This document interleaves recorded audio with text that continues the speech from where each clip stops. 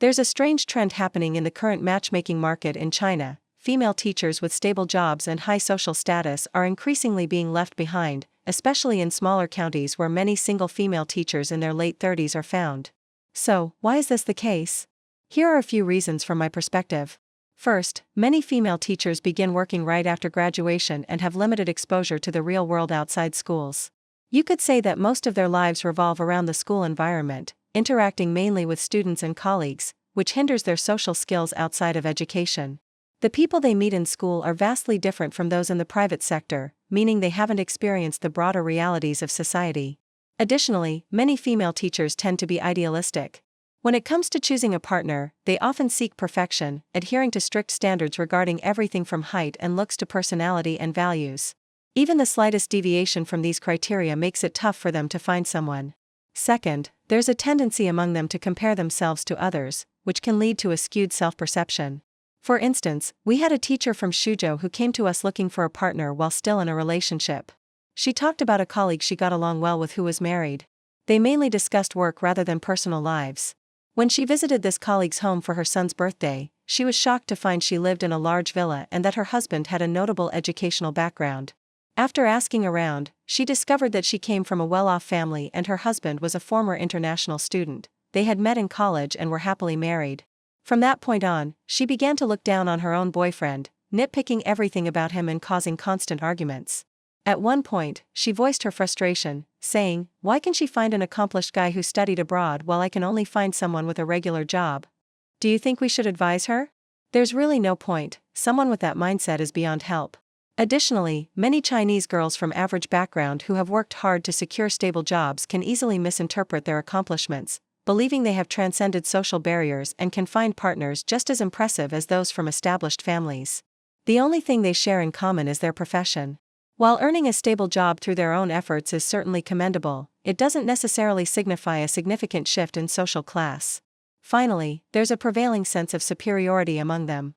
Because teachers often remain within the comfortable confines of the school system, their perspectives can be quite limited.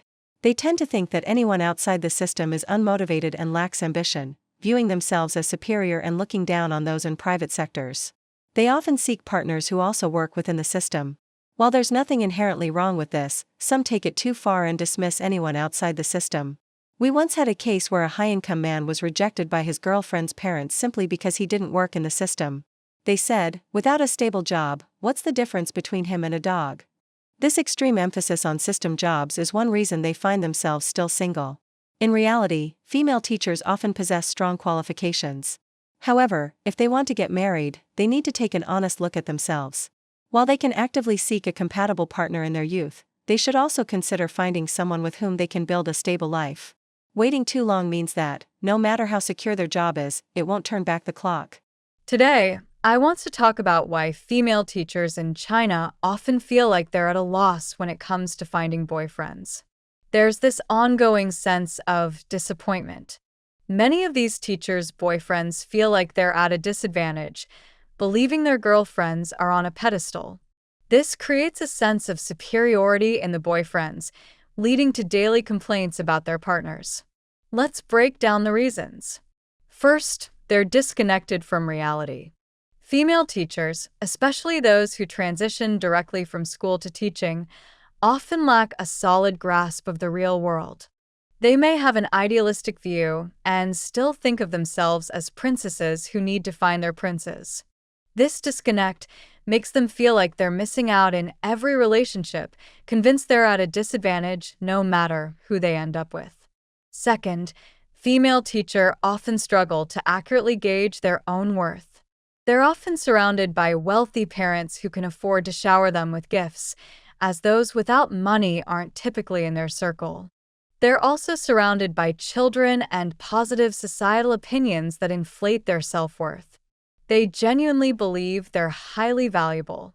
However, they don't understand what high value means in the dating market, where youth and beauty are paramount. While having a stable job can help, if they're looking for a prince, a wealthy, handsome man, job status isn't the main draw. Additionally, the emotional value women can offer to men is highly valued, but female teachers often find it challenging to provide this emotional support. Instead, they seek it from others, such as parents and students, who constantly praise and support them. This makes it difficult for them to clearly understand their position in the dating market. Lastly, female teachers tend to compare their partners among colleagues. There's a strong culture of comparison among colleagues. Female teachers tend to be quite competitive. Unmarried teachers often compare notes on who's found a boyfriend, how attractive he is, and his family background. Even among married teachers, comparisons continue: who has the higher-earning husband, who owns more valuable property, and so on. Those in urban areas often take pride over those in less desirable locations. They even compare in-laws' wealth, education, and cultural status, as well as material possessions like handbags and cars. This competitive mindset leads female teachers to have an inflated sense of self-worth. They might think, if my colleagues can achieve these things, so can I, believing their situations should be comparable.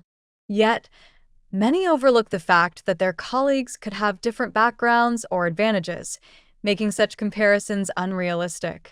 As a result, they often feel they should find a wealthy and attractive partner. If that doesn't happen, as they age, they might settle for a man or a male teacher from a different tier, leading to feelings of dissatisfaction and loss. They often feel they are at a disadvantage in their choices. In reality, it's highly unlikely they'll find that perfect partner they dream of. The odds of marrying someone who matches their ideal prince-level expectations are slim.